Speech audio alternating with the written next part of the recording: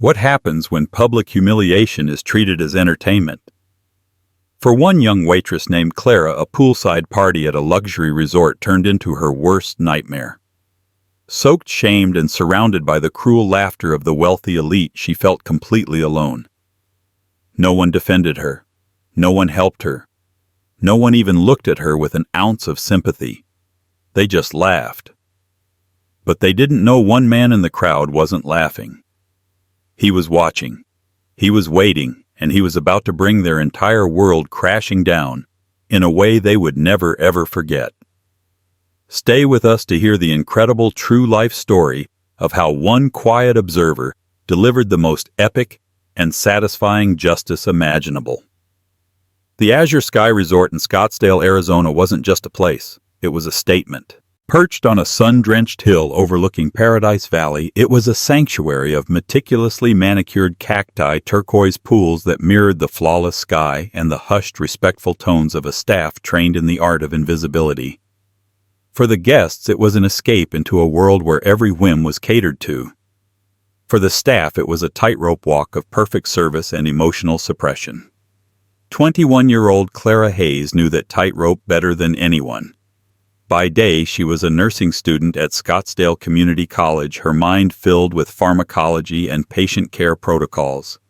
By night and on weekends, she donned the crisp beige uniform of the Azure Sky, her posture perfect, her smile gentle and unwavering. Every dollar she earned from carefully balancing trays of cocktails and gourmet appetizers went into a fiercely protected savings account labeled Final Year Tuition. That account was her lifeline, her ticket out of the exhausting cycle of work and study, and into a life where she could be the one providing care, not just serving drinks. This Saturday was particularly demanding. A private poolside party had been booked by the Sterling family celebrating their daughter Tiffany's 22nd birthday. The Sterlings were old money, the kind of wealthy that didn't need to be flashy because their name was its own currency. Their guest list was a who's who of Scottsdale's young and privileged heirs and heiresses who wore their entitlement as comfortably as their designer swimwear. Clara moved through the throng of beautiful suntanned bodies with practiced grace. She navigated conversations about summering in the Hamptons and frustration over the delivery delay of a new Porsche, all while ensuring glasses were never empty. She was a ghost in the machine of their leisure, and that's how she preferred it.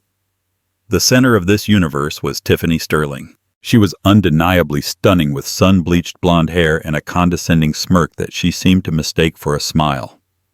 At her side, like a loyal and equally arrogant shadow, was her boyfriend, Chad Kensington. Chad was the quarterback of the local university team with a chiseled jaw and a trust fund that ensured he'd never have to face a real-world problem. Together, they presided over the party like modern-day royalty. Clara's first real interaction with them was a harbinger of things to come. As she was delivering a tray of passion-fruit mojitos, a boisterous guest bumped into her. The tray tilted precariously. Clara, with the quick reflexes of a seasoned server, managed to save all but one glass. A few drops of the sticky orange liquid splashed onto Tiffany's pristine white Prada sandals. The music seemed to dip. Tiffany looked down at the minuscule spots on her shoe as if she'd just been splashed with acid. "Oh my God!" she gasped, her voice dripping with theatrical horror. "Look what you did! These are brand new!" "I am so sorry," Clara said immediately, her cheeks flushing with heat. She pulled a clean cloth from her apron. "Let me get that for you right away." She knelt, but Tiffany recoiled, pulling her foot back. "Don't touch them. You'll just make it worse with your grubby little rag." Chad stepped forward, puffing out his chest. "Yeah, watch where you're going. Do you know how much those cost? Probably more than you make in a month." The circle of friends around them snickered. Clara felt 100 pairs of eyes on her, stripping away her professional composure, leaving her feeling small and clumsy. "My sincerest apologies, Ms. Sterling," Clara said, her voice quiet but steady. She stood up, refusing to let them see her crumble. "I will inform my manager, and we will of course cover the professional cleaning costs." Tiffany rolled her eyes. "Whatever. Just get out of my sight. You're ruining the aesthetic." Clara nodded curtly, collected the fallen glass, and retreated to the relative safety of the service station. Her heart was pounding not from fear but from a deep, burning indignation. She had apologized. She had offered a solution. But they weren't interested in a solution. They were interested in the sport of humiliation. She took a deep breath, reminded herself of her tuition fund, and forced the gentle, unwavering smile back onto her face. The tightrope was narrow, but she couldn't afford to fall. She had no idea the worst was yet to come. An hour passed. The desert sun began its slow descent, painting the sky in hues of orange and violet. The party grew louder, fueled by expensive champagne and a collective sense of invincibility. Clara continued her rounds, her earlier encounter with Tiffany making her feel hyper-aware, as if a spotlight was following her every move. She could feel Tiffany's eyes on her from across the pool, could hear the occasional burst of laughter from her group that seemed directed her way. She tried to ignore it, focusing on the simple, repetitive tasks. Clear empty glasses, offer fresh napkins. Take another drink order. Her manager, a perpetually stressed man named David, had briefly pulled her aside. "I heard about the incident with Ms. Sterling's shoes," he'd said, his voice low. "Just try to stay clear of her group for the rest of the evening. Let Marco handle their section. They're high-value guests." Clara had simply nodded. It was easier than arguing that she had done nothing wrong. High value was just a euphemism for allowed to be cruel without consequence. As twilight deepened, the staff began lighting the gas-powered tiki torches that lined the pool deck. The flickering flames cast long dancing shadows, creating an atmosphere that was both magical and menacing. Clara was tasked with collecting the dozens of used damp towels that had been carelessly discarded on lounge chairs. She worked her way around the edge of the massive infinity-edge pool, stacking the heavy towels over her arm. She was nearing Tiffany's cabana when she heard Chad's voice call out loud and slurred. "Hey, waitress girl!" Clara paused her back to him. She knew he was talking to her. Every instinct screamed at her to keep walking, to pretend she hadn't heard. But her job description demanded she respond. She turned slowly. Chad was standing at the edge of the pool with Tiffany and a half-dozen of their friends. They were all looking at her, their faces alight with a kind of predatory glee. Tiffany whispered something in Chad's ear and he grinned. "We have a little problem here," Chad said, gesturing to a small floating plastic cup in the middle of the pool. "Someone littered in your beautiful pool. You should probably get that."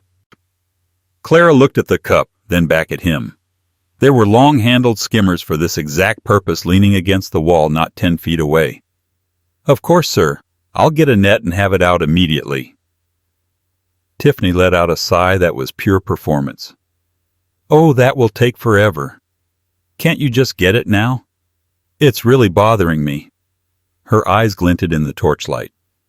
This was a test. A game. Clara felt the trap closing. "Ma'am, I'm not really supposed to—" "What's the matter?" Chad taunted, taking a step closer. "Afraid to get that cheap uniform wet." Their friends laughed, a wave of ridicule that washed over Clara. She clutched the heavy stack of towels to her chest, a useless shield.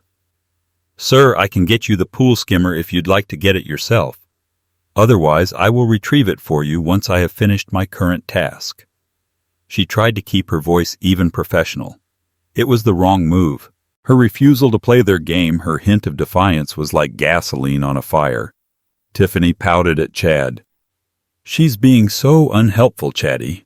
I thought the service here was supposed to be good." That was all the permission he needed. Chad's grin vanished, replaced by a look of bullish determination. He strode forward, closing the distance in 3 quick steps. Clara instinctively took a step back, but her heel hit the slick, wet edge of the pool. She had nowhere to go. "I think," Chad said, his voice low and menacing, "you need to cool off." And then he shoved her. It wasn't a gentle push. It was a hard, violent shove with both hands in the center of her chest. The weight of the towels in her arms threw her off balance completely. For a split second, the world tilted sideways, the tiki torches, the laughing faces, the purple sky, all blending into a horrifying swirl. Then the shock of cold. The water enveloped her, a sudden frigid slap that stole her breath. She sank the heavy towels, pulling her down like an anchor. Her uniform, designed for neatness, not swimming, became a leaden weight. Chlorine stung her eyes and burned her nostrils. For a moment there was only the disorienting, bubbly silence of being underwater. When her head finally broke the surface, gasping for air, the first sound she heard was laughter. It wasn't just a few snickers. It was a full-throated, uproarious explosion of mirth from Tiffany, Chad, and their entire circle. They were pointing, some of them holding their stomachs as if they had just witnessed the pinnacle of comedy. To them, her shock, her fear, her utter humiliation was the punchline to a joke she hadn't known she was part of. Clara paddled weakly toward the side, her hair plastered to her face, her body shivering uncontrollably from both the cold and the shock. The waterlogged towels had sunk to the bottom. In the pocket of her ruined apron, she could feel the dead weight of her smartphone, her only connection to her family and her schoolwork now certainly destroyed. The cash tips she'd earned all day, carefully folded and tucked away, were now just soggy paper. She pulled herself out of the pool, dripping and defeated, onto the cold stone deck. The laughter didn't stop. It seemed to echo in the vast open space, amplified by her shame. No other guests intervened. No other staff rushed to her aid. They just watched. Some looked away, embarrassed. Most just stared. And Tiffany's group. They laughed and laughed, their cruelty shining as brightly as the torches that illuminated the scene. In that moment, soaked and shivering under the mocking gaze of the privileged Clara Hayes, had never felt more invisible or more devastatingly alone. Away from the main throng of the party, seated in a secluded alcove partially obscured by a large potted ficus, a man had been watching the evening unfold. He was not like the other guests. He wore a simple dark polo shirt and gray linen trousers, clothes that were well made but anonymous, lacking any ostentatious branding. His hair was more salt than pepper, and his face was etched with the fine lines of someone who had spent more time in boardrooms than on sun decks.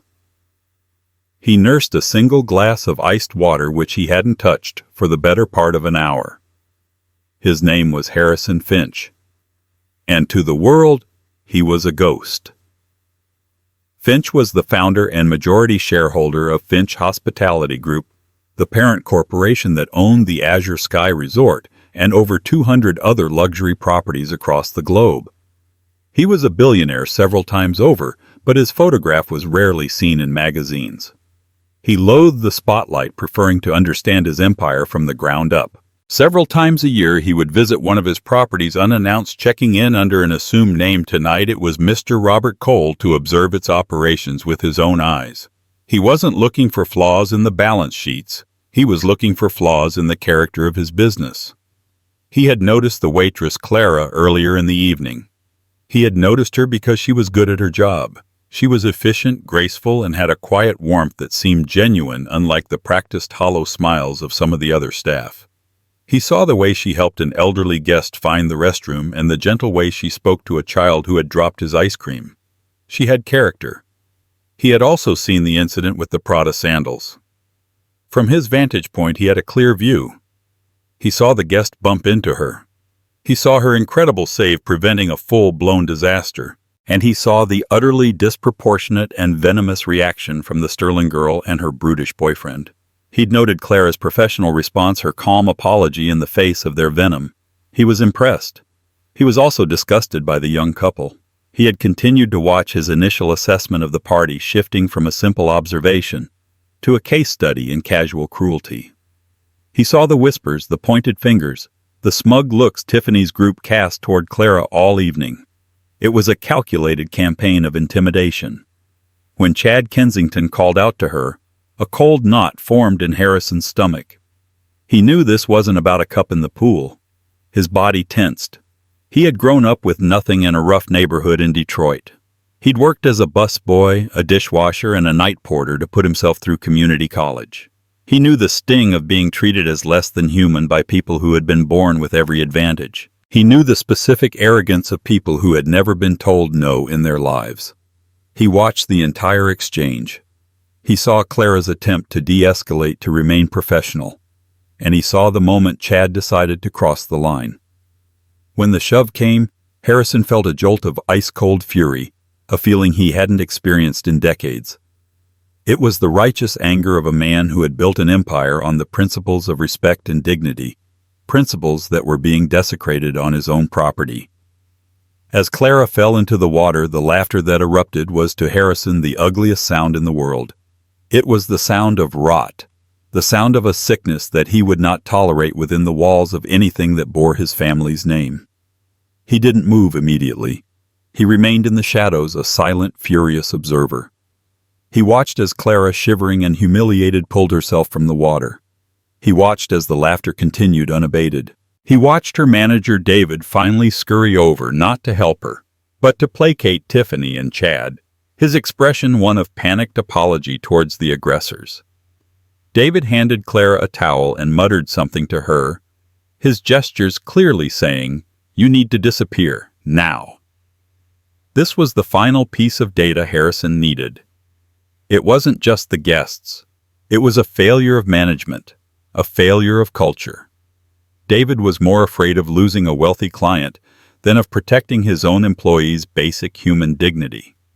Harrison Finch slowly placed his glass of water on the table, the small click of glass on stone lost in the noise of the party. He rose to his feet. The time for observation was over. The man who had spent a lifetime building an empire on a foundation of quiet strength was about to make a very, very loud noise. He began to walk from the shadows toward the center of the scene, his movements calm, deliberate, and radiating an authority that no one there could possibly comprehend. As Harrison Finch approached, the scene was one of chaotic disgrace. Chad was taking a bow to the applause of his friends. Tiffany was wiping a tear of mirth from her eye. The manager, David, was frantically trying to lead a shivering Clara away from the poolside, hissing at her to go to the staff locker room and get changed immediately. He hadn't asked if she was okay. He hadn't reprimanded her attackers. His only concern was damage control. Clara felt a profound sense of unreality. Her teeth were chattering and a deep soul-level chill had set in that had nothing to do with the water. She was about to follow David's order to simply vanish, as she had been told, when a voice cut through the noise. It was a quiet voice, not a shout, but it possessed a strange, resonant quality that made everyone pause. "Stop." David froze, turning toward the sound. He saw a middle-aged man in a simple polo shirt. He looked like any other guest, perhaps a bit underdressed for the azure sky. David's manager mode kicked in. "Sir, my apologies for this disturbance," David said, trying to steer Clara behind him. "We are handling the situation. Please enjoy the party." Harrison's eyes were not on David. They were fixed on Chad and Tiffany, who were now looking at him with annoyed curiosity, as if he were an insect that had just buzzed into their conversation. "You call this handling the situation?" Harrison asked, his voice still level, yet carrying a weight that made the air feel heavy. "I call it condoning assault." Chad scoffed. "Assault, dude, it was a joke. Lighten up." "She fell in the pool. It was hilarious," Tiffany added, flipping her hair. "She'll dry off. What's your problem?" Harrison took another step forward, his gaze unwavering. "My problem, Ms. Sterling, is that you and your friend here seem to believe that wealth gives you a license for cruelty. My problem is that my establishment is being used as your personal playground for bullying." "Your establishment?" Chad laughed, a loud braying sound. "You don't own this place, old man. My dad could buy and sell you 10 times over." It was a fatal miscalculation. Harrison's gaze finally shifted to the manager. "David." He said, the use of the manager's first name a subtle yet profound shock to the man. "You've been manager here for 4 years. You were promoted after the Palm Springs renovation. Your wife's name is Catherine, and you have a son who plays Little League. Am I correct?" David's face went pale. The blood drained from it, leaving a pasty, terrified mask. How could this random guest possibly know those details? I don't understand. Who are you?" Harrison ignored him, turning his attention back to the stunned, silent group of young socialites. The laughter had died completely. The entire party was now focused on this quiet man who spoke with unnerving authority. "Let me be clear," Harrison said, his voice dropping slightly, becoming harder, colder. "This young woman," he gestured to Clara, who was watching wide-eyed and trembling, "was assaulted. She was publicly humiliated. Her personal property was likely destroyed. And the response from my staff was to protect the perpetrators and silence the victim." He paused, letting the weight of his words sink in. The silence was now absolute, broken only by the gentle lapping of water in the pool. "You asked who I am," Harrison said, his eyes locking with Chad's. "My name is Harrison Finch." The name meant nothing to Chad or Tiffany, but to David, the manager, it was as if God himself had just announced his presence. His knees literally buckled. He would have fallen if he hadn't grabbed onto a nearby table for support. Mr. Finch. The Mr. Finch?" he stammered, his voice a choked whisper. Tiffany, still clueless, rolled her eyes. "Okay, Harrison Finch. And are we supposed to be impressed?" Harrison gave a small, humorless smile. It was a terrifying sight. "No, Ms. Sterling, you're not supposed to be impressed. You're supposed to be listening very carefully." He looked back at Chad.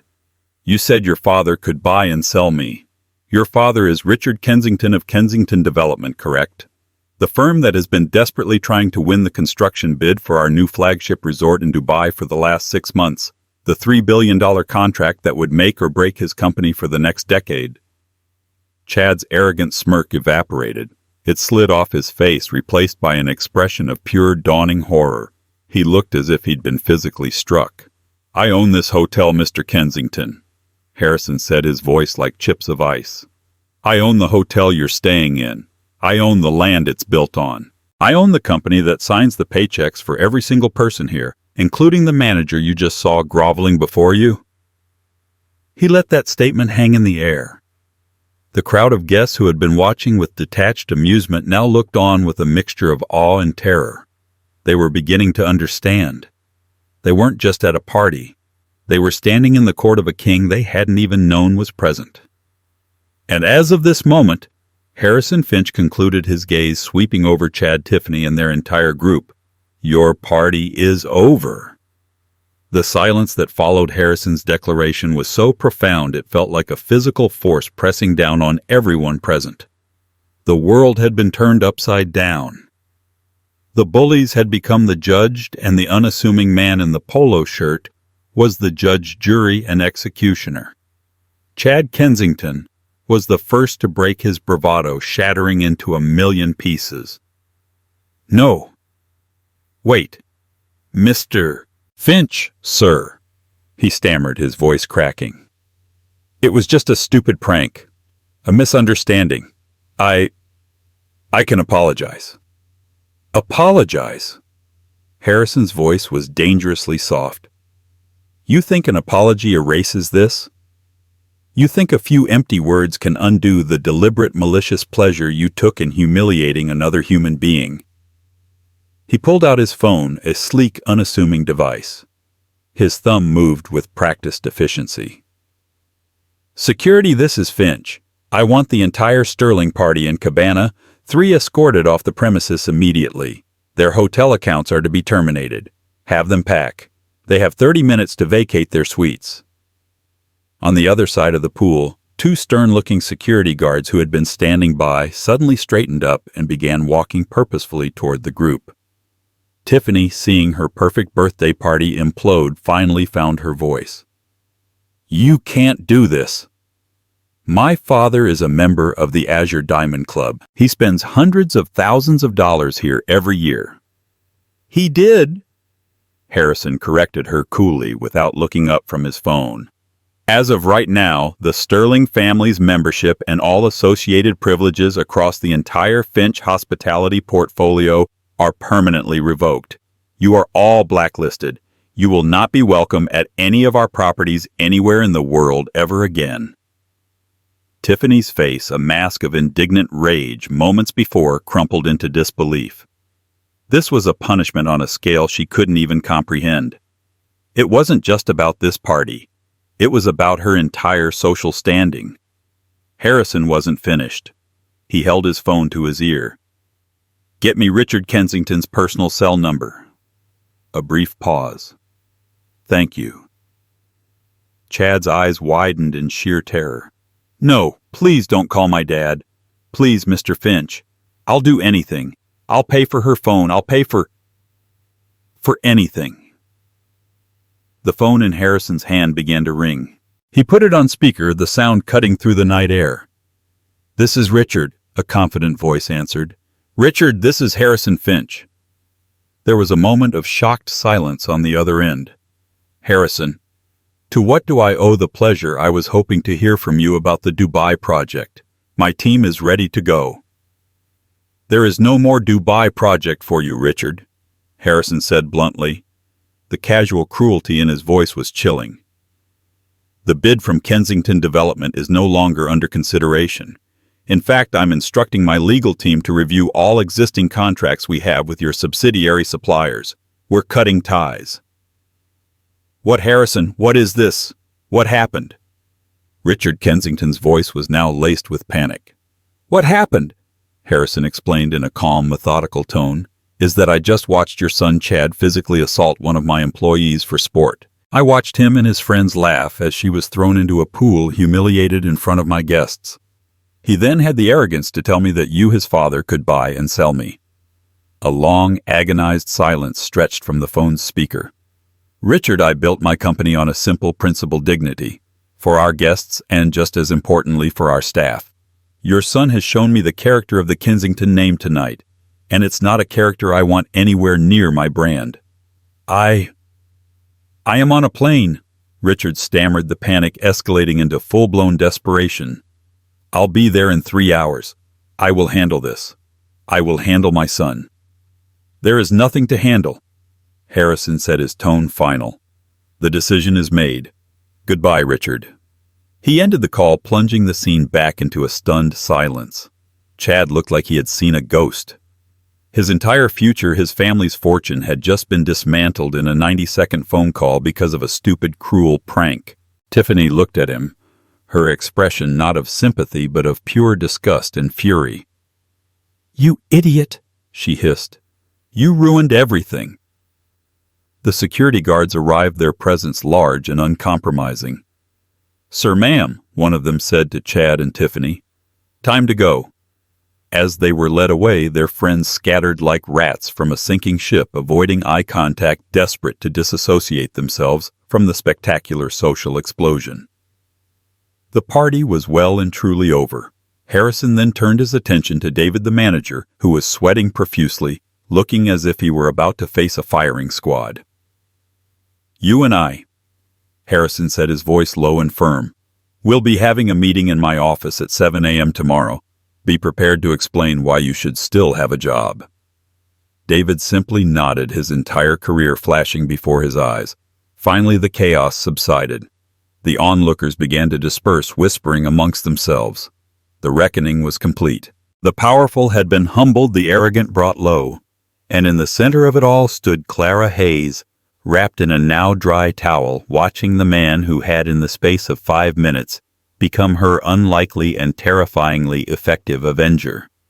With the cacophony of the party replaced by the quiet hum of the resort's ambient lighting, the poolside deck felt like a deserted stage after a chaotic play. The specter of humiliation still hung in the air, thick and cloying. Clara remained rooted to the spot, the rough texture of the towel a grounding sensation in a world that had tilted off its axis.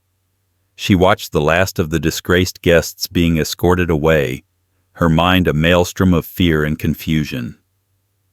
Now that the spectacle was over, her own fate was surely next. She braced herself for the inevitable, the apologetic but firm dismissal from a high-level executive for being the center of a disturbance. Trouble, no matter its source, was always cleaned up, and she was the remaining mess. She flinched when Harrison Finch turned his full attention to her. The man who had just dismantled 2 family legacies with the calm precision of a surgeon now approached her, and the icy fire in his eyes had been extinguished. In its place was a quiet, profound concern that was in its own way just as disarming.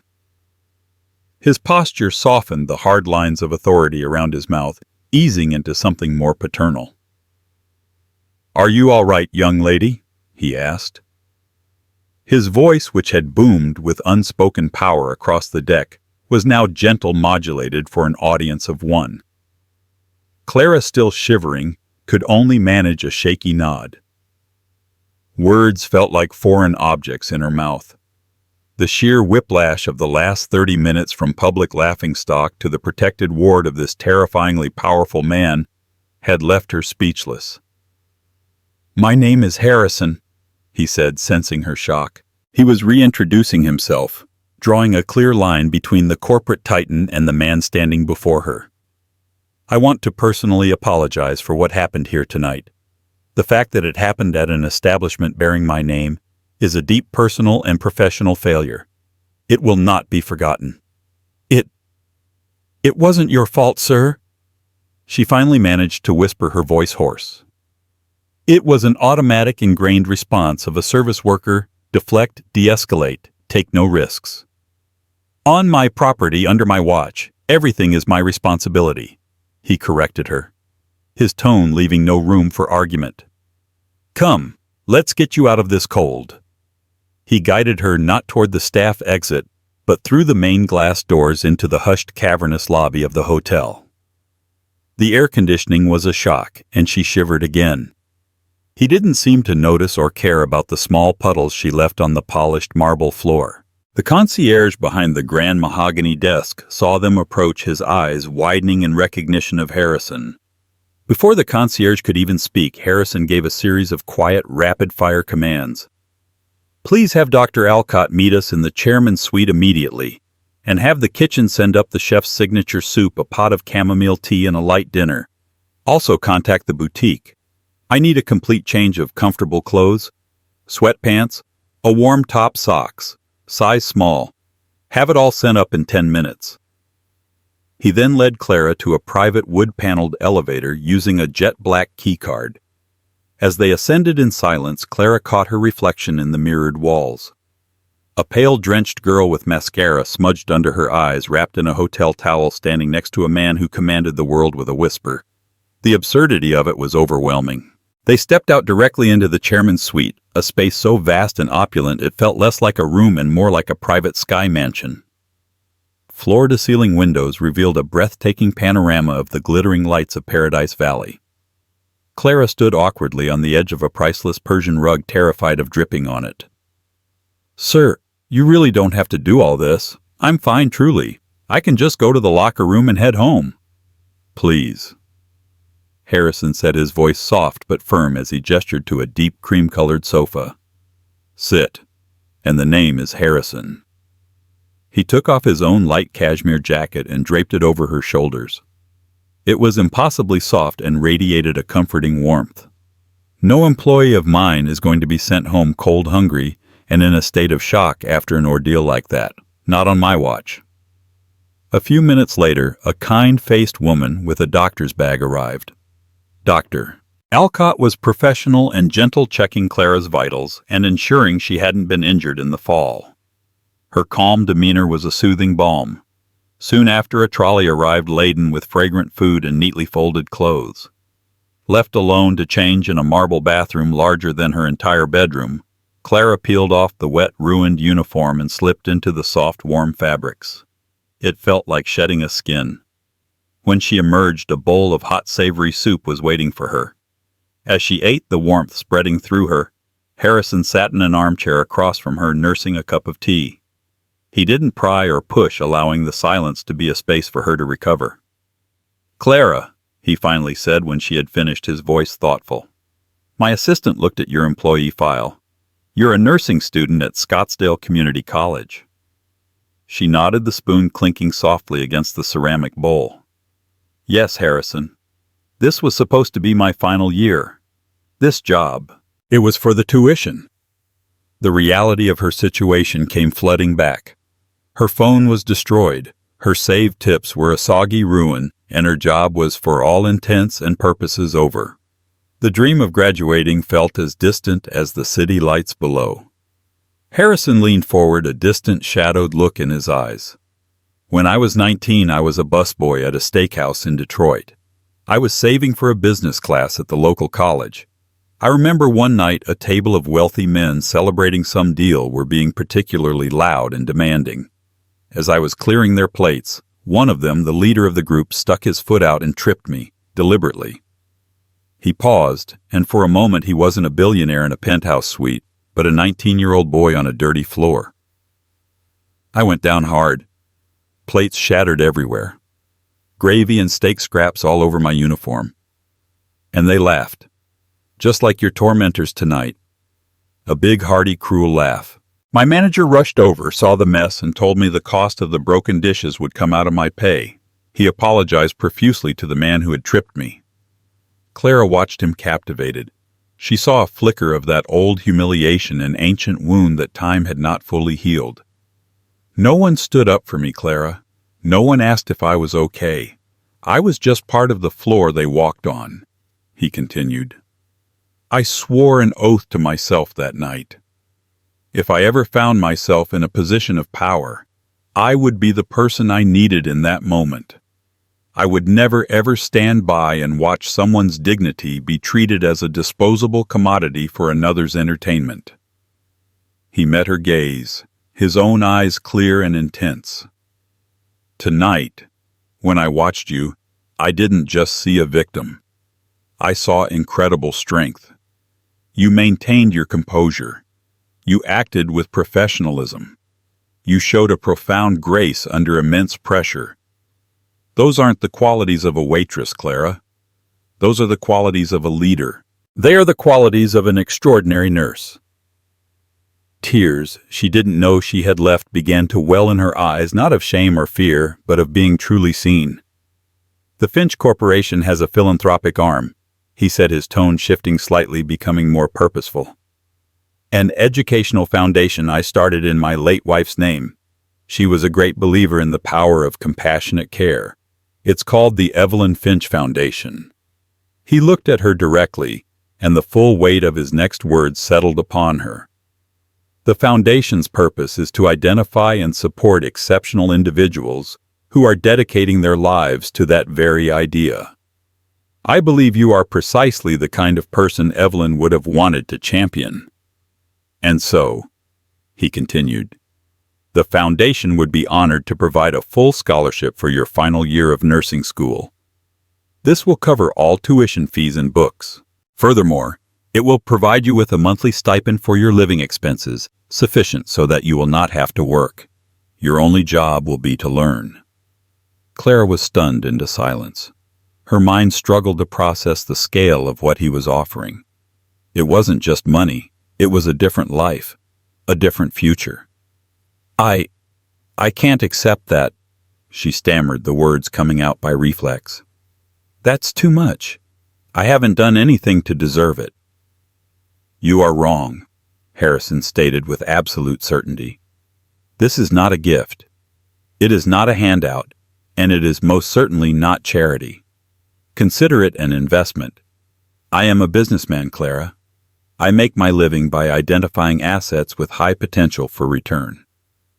And I see more potential in you than in any stock I've bought this year. The Evelyn Finch Foundation is investing in you. What's the return? She whispered, still trying to grasp the logic. That you become the best nurse you can be, he said simply.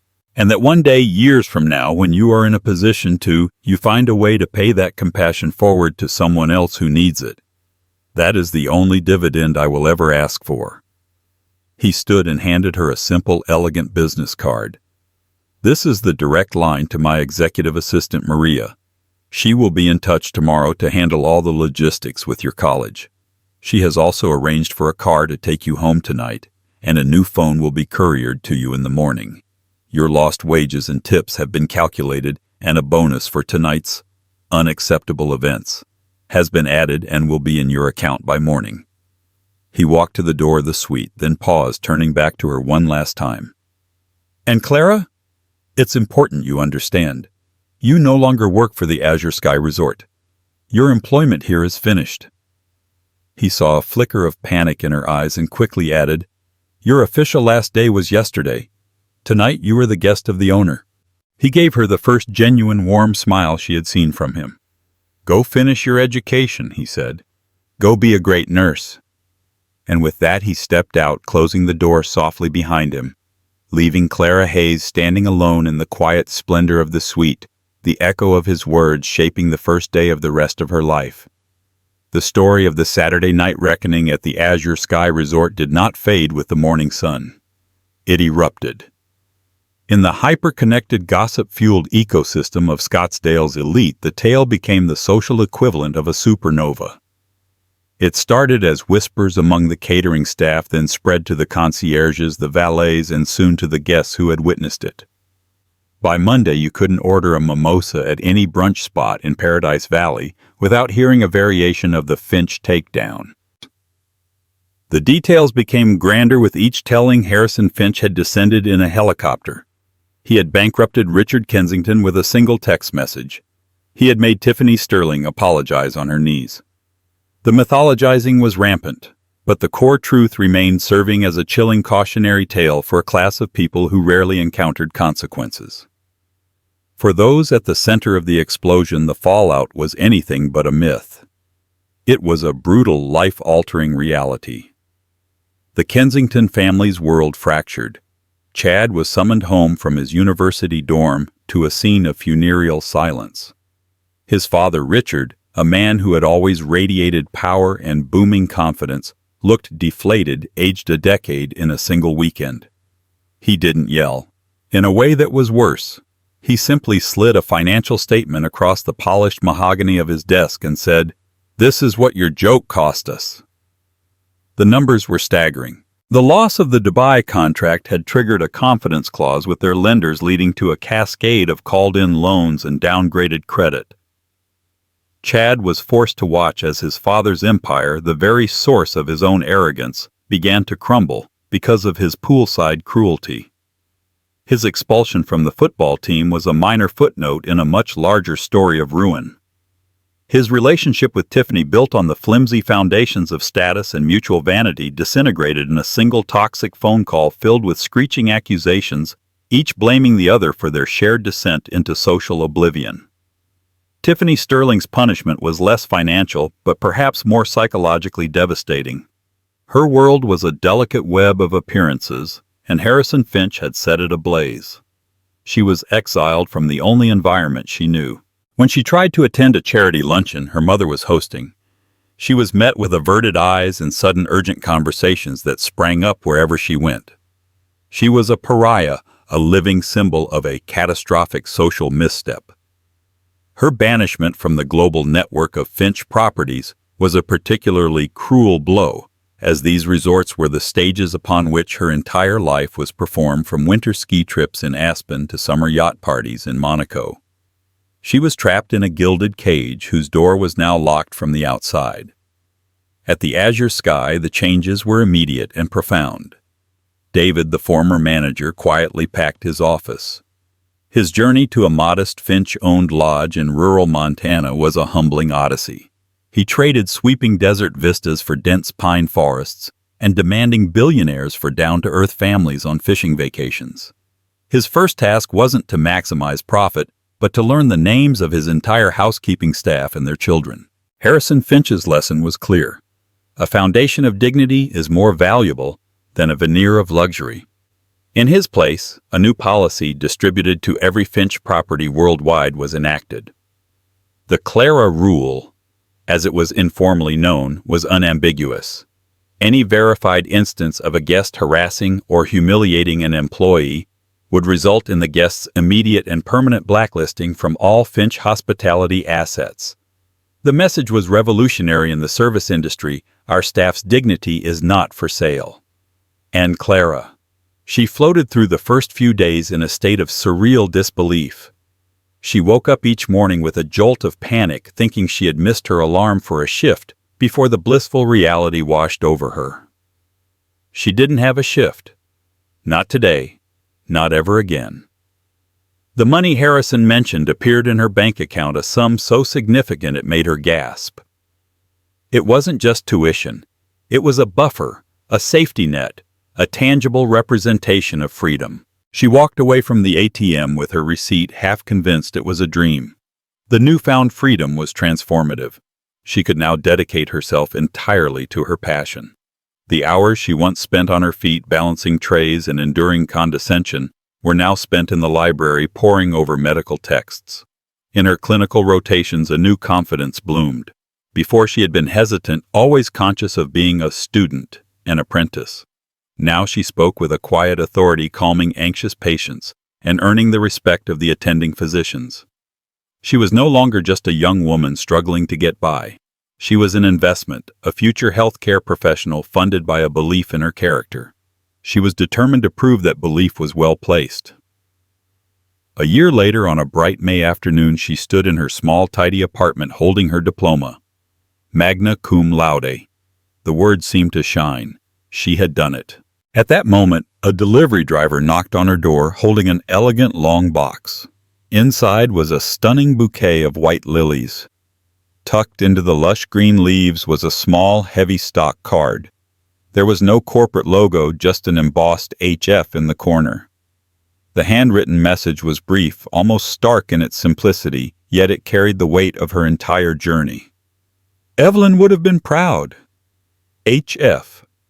Clara traced the letters with her finger, tears welling in her eyes. It was the only communication she had ever received from him since that night. It was all she needed.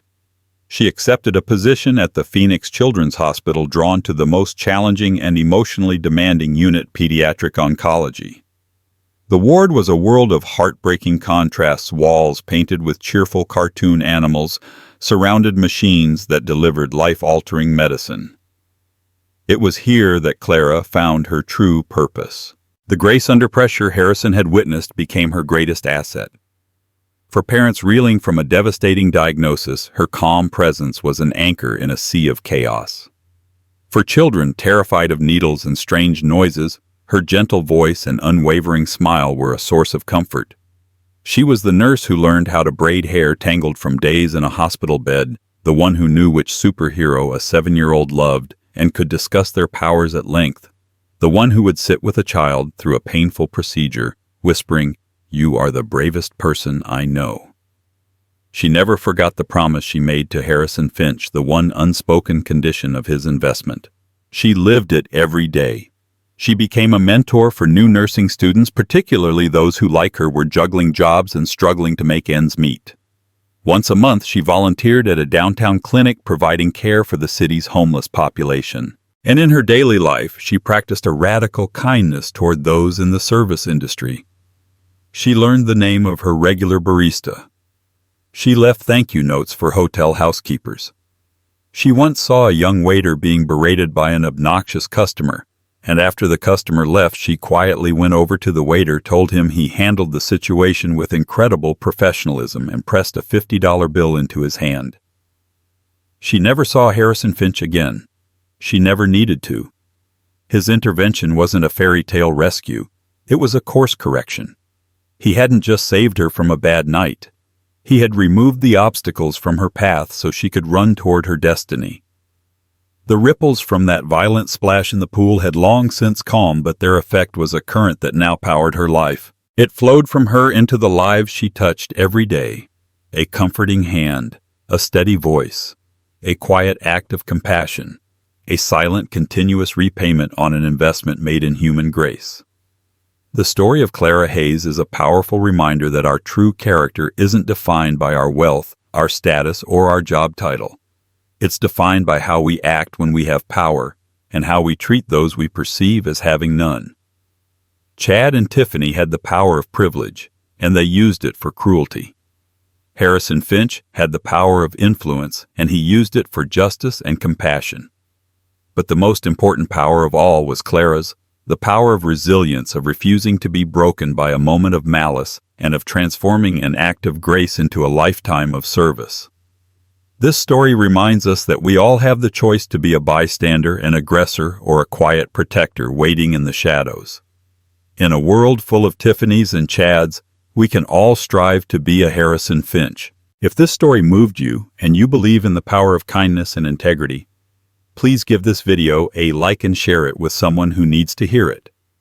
Subscribe to our channel for more real-life stories that inspire and remind us of the best of humanity. And let us know in the comments below. What would you have done in that situation? We read everyone. Thank you for watching.